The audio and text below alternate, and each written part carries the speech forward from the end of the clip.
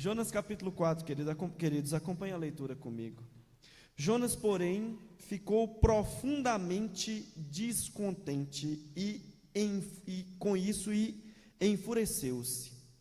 Ele orou ao Senhor: Senhor, não foi isso que eu disse quando ainda estava em casa? Foi por isso que me apressei em fugir para Tarsis. Eu sabia que tu és Deus misericordioso e compassivo, muito paciente, cheio de amor, e que prometes castigar, mas depois te arrependes. Agora, Senhor, tira a minha vida, eu imploro, porque para mim é melhor morrer do que viver. O Senhor lhe respondeu: você tem alguma razão para esta fúria? E Jonas saiu e sentou-se num lugar a leste da cidade. Ali construiu para si um abrigo, sentou-se à sua sombra e esperou para ver o que aconteceria com a cidade. Então, o Senhor Deus fez crescer uma planta sobre Jonas, para dar sombra à sua cabeça e livrá-lo do calor, o que deu grande alegria a Jonas. Mas na madrugada do dia seguinte, Deus mandou uma lagarta atacar a planta e ela secou-se. Ao nascer do sol, Deus trouxe um vento oriental muito quente, e o sol bateu na cabeça de Jonas ao ponto de ele quase desmaiar.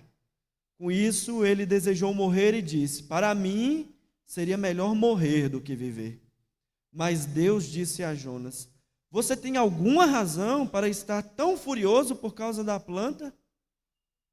Respondeu ele: sim, tenho. E estou furioso ao ponto de querer morrer. Mas o Senhor lhe disse: você tem pena dessa planta? Embora não a tenha podado, nem a tenha feito crescer, ela nasceu numa noite, e numa noite morreu.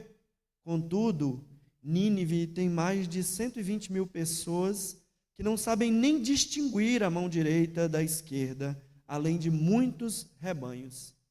Não deveria eu ter pena dessa grande cidade? Até aqui o texto da palavra de Deus. Até porque o texto acaba aqui, né? Queridos, nós já vimos muito dessa história. Aprendemos sobre como Jonas, ele é muito rápido para desobedecer. Foi isso que nós vimos lá no primeiro sermão.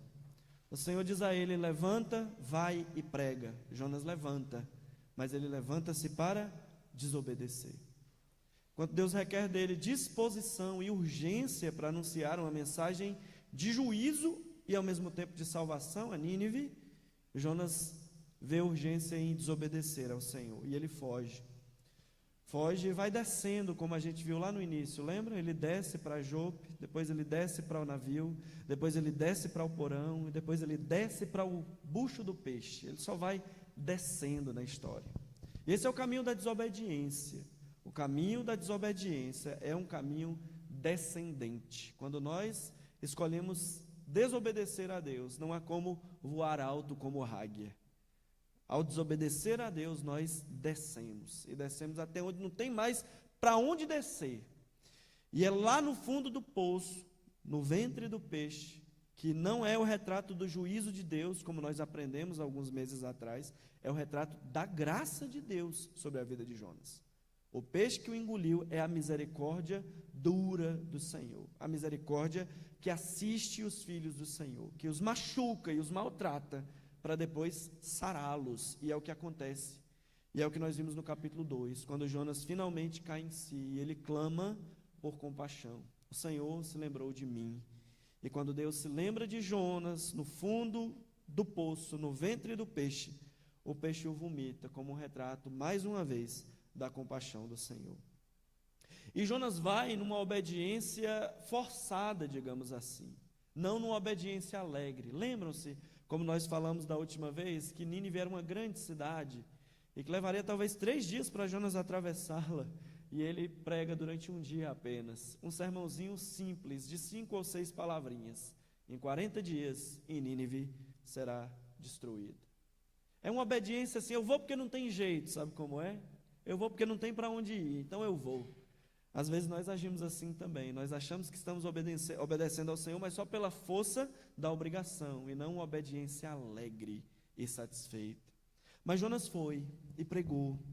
E Deus cumpriu a sua palavra ao ponto de que, diante do arrependimento de Nínive, inclusive do rei daquela cidade, Deus, que iria destruí-la, decide não destruí-la. Veja, quando o texto fala de Deus se arrepender, e nós já falamos disso da última vez, não está dizendo que Deus ia destruir e agora não vai mais porque o amor de Deus é maior do que a sua justiça. Não é essa a ideia. A ideia é que Deus ia destruir em uma condicional: arrependam-se, senão eu virei e vou destruir. E como eles se arrependeram, o que é que Deus fez? Deus não destruiu, como ele havia dito que não iria fazer caso eles se arrependessem. É o que está acontecendo aqui. E quando aquela cidade toda, diante do arrependimento, não prova mais da ira de Deus, mas da sua misericórdia, da sua graça, nós vemos o profeta mais bem sucedido da história ficando com raiva. É o que nós vamos ver no texto de hoje. O profeta, o pregador mais bem sucedido da história, que pregou um sermãozinho, entre aspas, michuruca, de 6 palavrinhas, e uma cidade de 120 mil pessoas se converte, se arrepende, decide adorar a Deus e prestar culto ao Senhor e fazer votos ao Senhor. Quando essa mensagem do profeta que não queria pregar alcança o seu propósito, o profeta fica com raiva. Que coisa esquisita, não é? É o que nós vamos ver no texto de hoje, queridos. E ao entendermos o texto, no final eu quero trazer algumas implicações e as últimas desse livro para nós. Vamos caminhar pelo texto comigo? Passou? Acho que... Volta aí para mim, Gabi, por favor. Aí. Primeira coisa que a gente vai olhar no verso 1 é que Jonas ficou profundamente descontente. Coisa esquisita, né? Hoje em dia a gente fica orando a Deus, pedindo a Deus para converter gente. Senhor, salva pecadores. E a gente pula de alegria e dá cambalhota, né? Quando alguém decide crer no Senhor Jesus e segui-lo pela fé, Jonas ficou com raiva. Eu sei que às vezes a gente faz isso também, irmãos. Quando a bênção de Deus recai sobre aquele que a gente acha que não é digno da graça do Senhor, a gente sempre coloca um porém. A gente torce o nariz muitas vezes. Ah, mas não foi na minha igreja. Ah, mas a igreja não é assim. A igreja em que essa pessoa abraçou o evangelho, ela é meio de outra linha, né? E a gente fica assim, querendo pontuar como Deus deve agir. E a gente questiona. E às vezes fica até com raiva. Lembra-se, por exemplo, quando Paulo, e ali havia motivos talvez para isso, né? O pessoal estava, será que Paulo converteu mesmo? O pessoal estava meio com o pé atrás, né? Cauteloso. Porque Paulo, perseguidor da igreja, que matou, consentiu ali, estava presente na morte de Estevão, às vezes a gente fica assim com o pé atrás, como se nós fôssemos os dosadores do quanto da graça de Deus deve alcançar as pessoas. É o que está acontecendo com Jonas aqui. Ele ficou com raiva e triste, porque Deus alcançou os seus inimigos. Hoje nós lemos um salmo mais cedo, que é um dos salmos que tem trechos que são imprecatórios. Tem alguns salmos que são bem pesados, inclusive, né? Então, se Jonas fosse orar um salmo, seria um salmo desse, um salmo imprecatório. Mata esse povo, Senhor, destrói todos. Eu é que tenho que triunfar, os meus inimigos têm que cair, e eu triunfo. Mas quando a graça de Deus se manifesta, quando a bondade de Deus se manifesta, Jonas fica triste e com raiva. Que coisa esquisita, não é verdade? Depois, eita, foi lá para o final, Gabi. Volta aí, pode voltar lá para o segundo, por favor. Tecnologia, né? Próxima vez eu vou imprimir, dá para todo mundo. Volta para mim, por favor, para o segundo aí. Depois nós vemos no verso 2, Jonas orando ao Senhor. E aqui eu quero chamar a atenção para algo que é positivo. Jonas não mascara os seus sentimentos diante do Senhor. Ele não finge diante de Deus. Ele é sincero. Ele orou ao Senhor: Senhor, não foi isso que eu disse? Já parou para pensar quanto muitas vezes as nossas orações são só repetição religiosa de palavras bonitas que a gente aprendeu como papagaio repetir? Às vezes a gente está com raiva e a gente não diz para Deus, como se nós pudéssemos esconder do Senhor a nossa raiva. Como se nós pudéssemos esconder de Deus o nosso sentimento. Irmãos, a oração é o derramar de um coração sincero diante daquele que conhece o profundo do nosso ser. Lembram-se do Salmo 139? Senhor, tu me sondas e me conheces. A palavra nem chegou na minha língua ainda e o Senhor já sabe toda. E às vezes a gente acha que oração é a gente usar as palavras certas diante de Deus. E não é. Oração é derramarmos o nosso coração em sinceridade diante do Senhor. E eu tenho que elogiar Jonas por isso. Ele não mascara, ele não finge. Ele diz, Senhor, eu estou com raiva, porque o Senhor foi misericordioso. Não foi isso que eu falei, Senhor, não foi isso que eu disse quando eu ia fugir de cá, quando eu fugi para Tarsis, quando eu me apressei para desobedecer ao Senhor, não foi o que eu disse? O que foi que eu disse? Eu sabia que o Senhor é um Deus misericordioso e compassivo, paciente, cheio de amor, que promete castigar e depois te arrependes e não castigas. Eu sabia que o Senhor era assim e por isso eu não queria ir. Quantas vezes, irmãos, na nossa vida, as nossas orações são só expressão religiosa, de palavras bonitinhas que a gente aprendeu a repetir e não derramar sincero dos nossos corações. Quantas vezes você estava com raiva e você tentou esconder isso de Deus? Não dá para esconder do Senhor. Houve um puritano chamado Thomas Watson, e ele disse exatamente isso. Na vida de oração é mais importante o coração sem palavras do que palavras sem um coração. Você pode usar as palavras bonitas, do jeito que for, totalmente alinhadas com a teologia ortodoxa. Mas se não for uma expressão sincera daquilo que está no seu coração, é repetição vazia. E eu preciso elogiar Jonas por isso. Ele foi sincero diante do Senhor. Senhor, o Senhor é misericordioso, é compassivo, promete castigar e não castiga agora, Senhor, tira a minha vida. E aqui, queridos, você já viu, eu não sei se você já passou por isso, eu já. Aquele sentimento que às vezes paira no nosso coração, e em algumas vezes não só paira, cria raízes no nosso coração, que é de quando nós vemos outros abençoados. E nós questionamos a Deus. E nós achamos que Deus está errado da maneira como Ele está agindo. Lembra de Asaf? Asaf passou exatamente por isso. Senhor, por que os outros prosperam e eu não? Cadê o Senhor? Se você for como eu, e precisar aprender isso aqui nessa noite, derrame seu coração diante do Senhor. E aprenda a perceber que Deus não tem um compromisso específico de abençoar você. E ponto. Às vezes a bênção vai vir para o outro. A graça vai ser despejada sobre o outro. Deus vai abençoar o outro. E nós, como povo de Deus, precisamos aprender a nos alegrar quando a compaixão do Senhor é derramada também sobre os outros. Jonas não, preferiu morrer. A vida perdeu sentido. Por quê? Porque Deus foi misericordioso. Senhor, por que os outros prosperam? Asaf falando, Abacuque dizendo, Senhor, cadê o Senhor? Se esqueceu de nós? Zacarias dizendo isso, Senhor, o Senhor se esqueceu de nós? A resposta é, não. Deus não se esquece do seu povo. Entretanto, nós precisamos, queridos, aprender a nos deleitar quando a graça de Deus alcança o outro. Quando Deus abençoa o outro e não você. Queridos, nós precisamos entender que o reino de Deus não é sobre nós. O reino de Deus não é sobre as nossas capacidades, os nossos intelectos, as vantagens que nós temos sobre os outros, os dons que nós temos sobre os outros, diferentemente dos outros. Não, o reino de Deus não é sobre isso. O reino de Deus não é uma competição para ver quem é mais abençoado, para ver quem é mais alvo da graça de Deus. Não. Todos nós, enquanto povo de Deus, somos alvo da graça de Deus. E quando nós, enquanto povo de Deus, aprendemos a nos deleitar, quando a bênção é para o outro e não necessariamente para mim, é sobre o outro, é através do outro.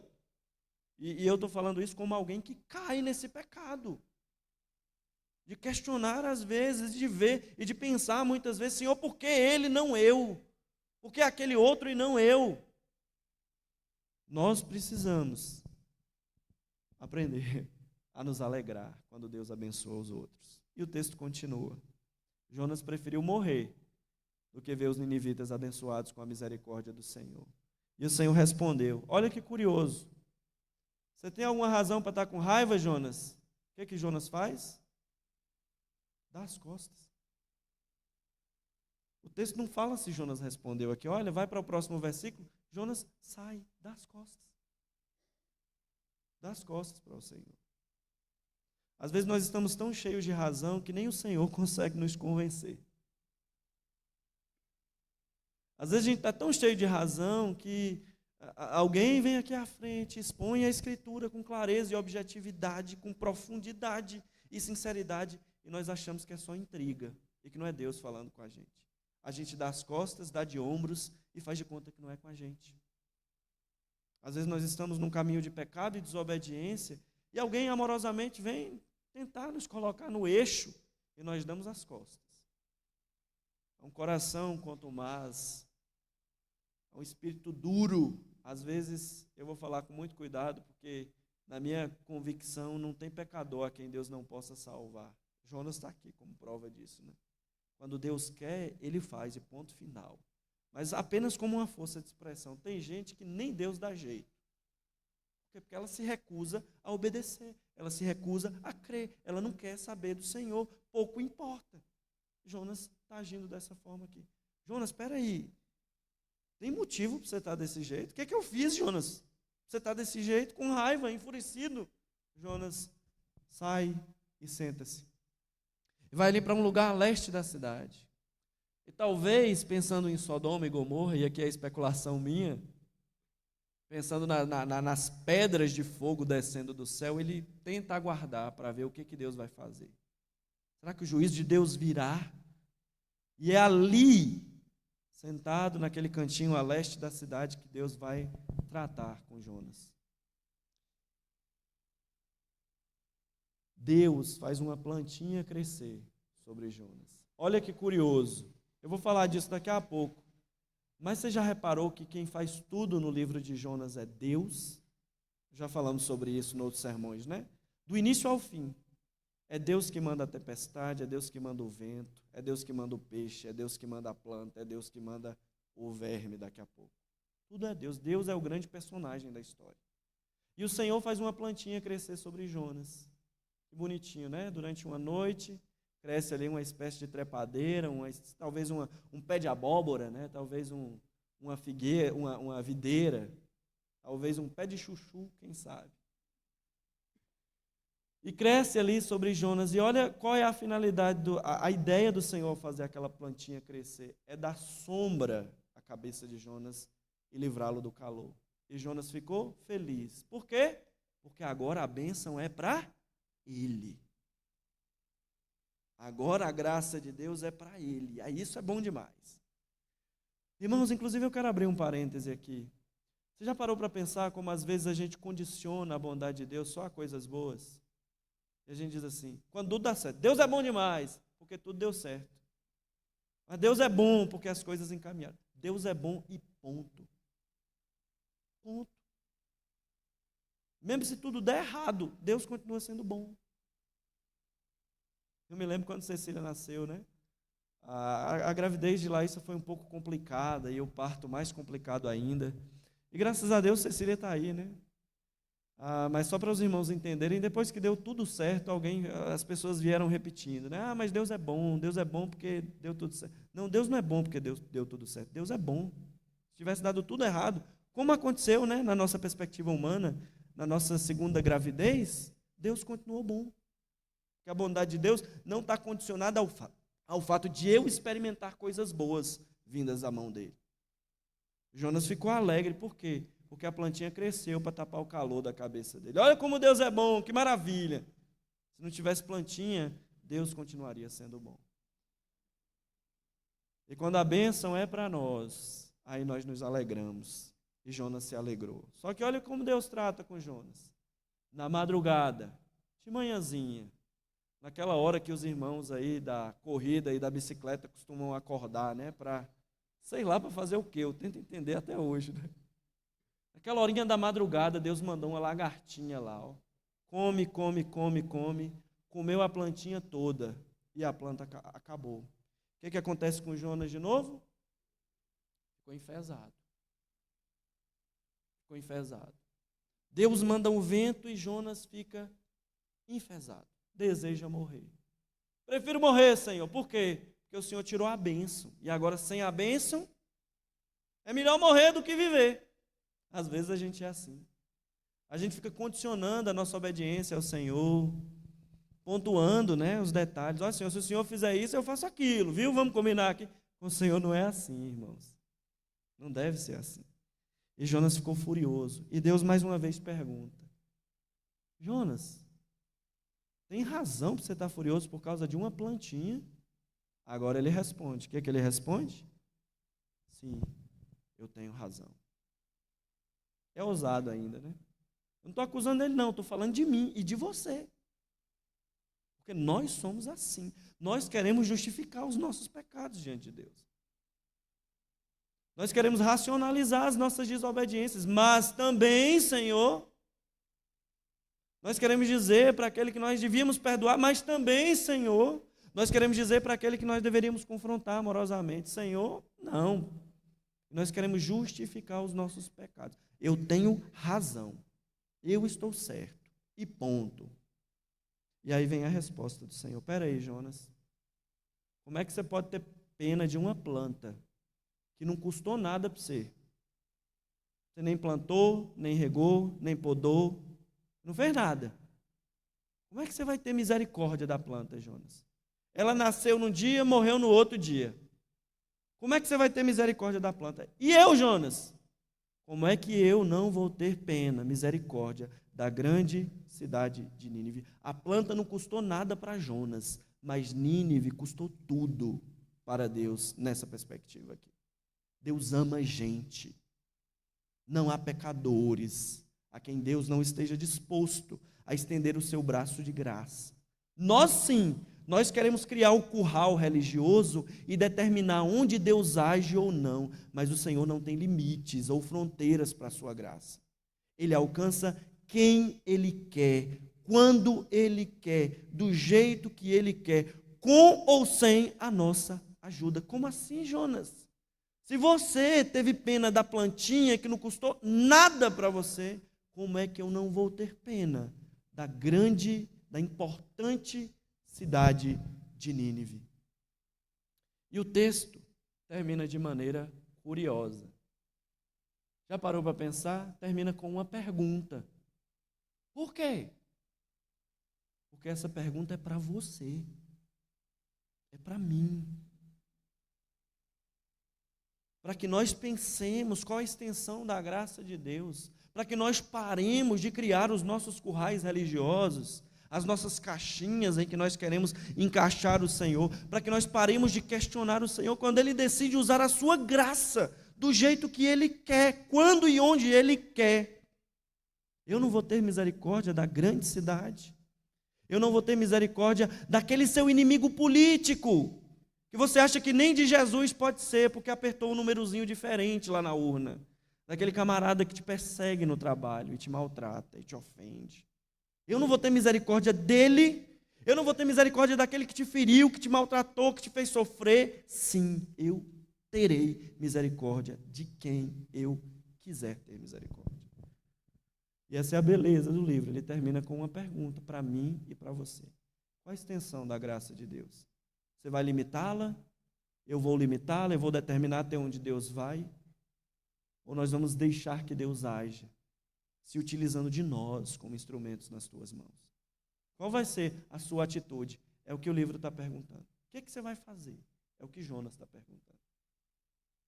E às vezes, queridos, como nós já vimos aqui, Deus vai nos colocar no bucho do peixe, até que a gente decida obedecê-lo, até que a gente decida ir pelo caminho que Ele determinou. Às vezes Ele vai nos maltratar, nos levar ao fundo do poço, para depois nos trazer de lá.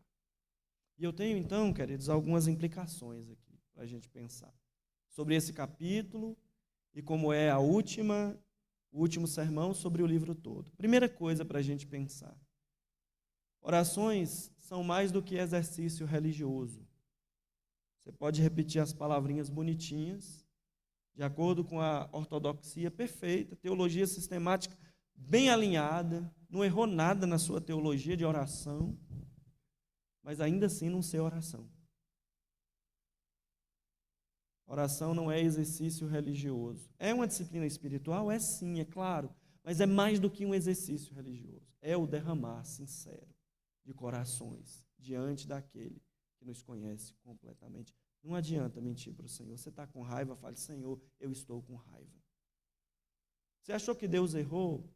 E aí existe um limite entre o lamento e a murmuração. E aí é que você tem que ter o equilíbrio entre saber até onde você está lamentando e chorando, como os salmistas fizeram, e quando você começou a reclamar de Deus, quando você começou a murmurar do Senhor. Jonas, me parece que ultrapassou um pouquinho essa linha. E o lamento dele virou murmúrio, reclamação. Também, Senhor, o Senhor não acerta. Como é que o Senhor faz isso? Eu peço a Deus, irmãos, para que nós tenhamos uma vida sincera de oração. Por quê? Porque não adianta mentir para o Senhor. Ele conhece o nosso coração. Nós podemos enganar a nós aqui, com palavras bonitas e bem elaboradas, com verbos bem conjugados e palavras cujo significado às vezes nós nem conhecemos, mas que são belas, se repetidas. Mas o Senhor conhece o nosso coração. Então, que as nossas orações sejam sinceras, dentro do limite do que é um lamento sincero diante do Senhor. Segundo lugar, curioso no livro é que Deus manda em tudo e tudo obedece ao Senhor. Já falei sobre isso várias vezes. Lá no capítulo 1, Deus dá ordens à tempestade e ao mar. Depois Deus dá ordens ao grande peixe.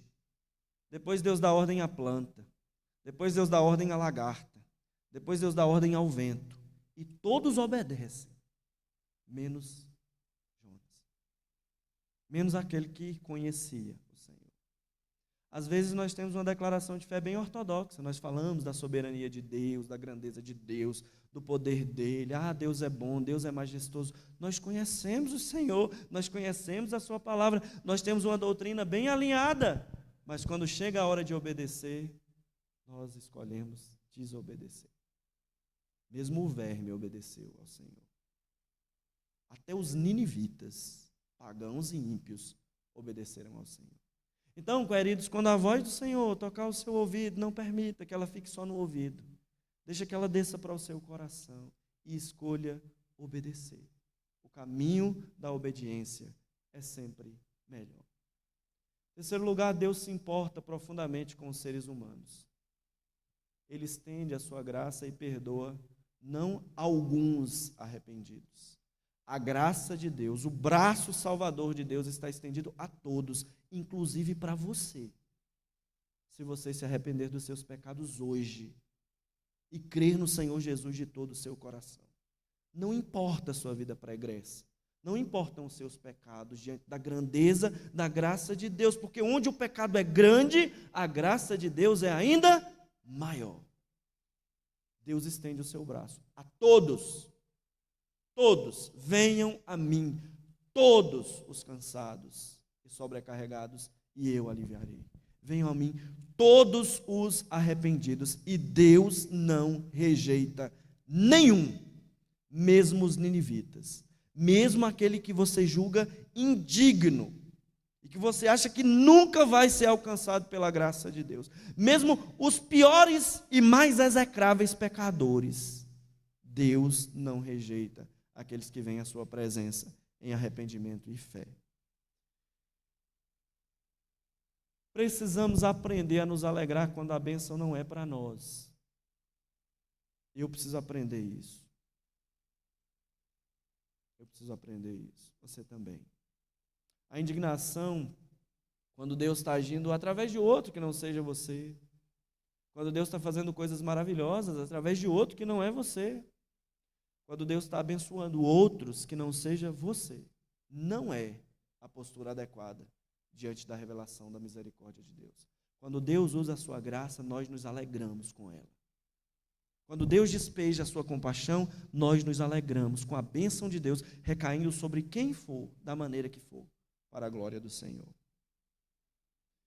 E por mais que nós desejemos, nós não somos os donos da justiça ou os árbitros da graça de Deus. Deus faz o que Ele quer, inclusive salvar os ninivitas, inclusive salvar aquele que te persegue, inclusive salvar você, que talvez esteja numa situação de pecado e de desobediência tão distante de Deus que você acha que não tem jeito mais. Tem, porque o Senhor tem uma graça muito maior do que os meus e do que os seus pecados. E por último, nós amamos coisas e odiamos pessoas a quem Deus ama. E essa inversão, por mais que a gente queira dizer que não, ela é mais comum do que a gente gostaria de admitir. Às vezes a gente ama mais coisa do que gente. E se nós formos sinceros diante do nosso coração, a gente vai dizer que é verdade. E pedir misericórdia a Deus, para que a gente pare de se importar com a plantinha, que não custou nada para a gente. E comecemos a nos importar com aquilo que realmente vale a pena, que é o reino de Deus, a glória dele, o alcance dos perdidos e a transformação genuína daqueles que estão à nossa volta. Vamos, queridos, terminar com a oração. Senhor Deus, obrigado por esse tempo aqui em torno da Tua palavra. Obrigado porque ela fala profundamente aos nossos corações e porque ela termina não como um peso, como é bom ouvir todas essas verdades, que muitas vezes são duras, mas que são as verdades da Tua palavra. Como é bom sair daqui sabendo que o Senhor tem um braço de graça estendido em nosso favor. E eu suplico sobre todos nós, Senhor, nessa noite que estamos aqui, tanto aqueles que já Te conhecem, e que tantas vezes somos como Jonas, e que mesmo conhecendo o Senhor, escolhemos desobedecer, como também por aqueles que ainda não encontraram esse caminho salvador que o Senhor oferece. Que o Senhor possa alcançá-los e alcançar-nos, como o Senhor fez com os ninivitas, e tratar-nos como o Senhor fez com Jonas. Nós aprendamos a nos deleitar no poder e na grandeza da compaixão do Senhor, que é muito maior do que nós podemos imaginar. Nos abençoa. Em nome de Jesus, Teu Filho. Amém. Queridos, essa palavra é uma palavra de conforto e de consolo. A graça de Deus é maior do que nós mesmos. Que Deus abençoe.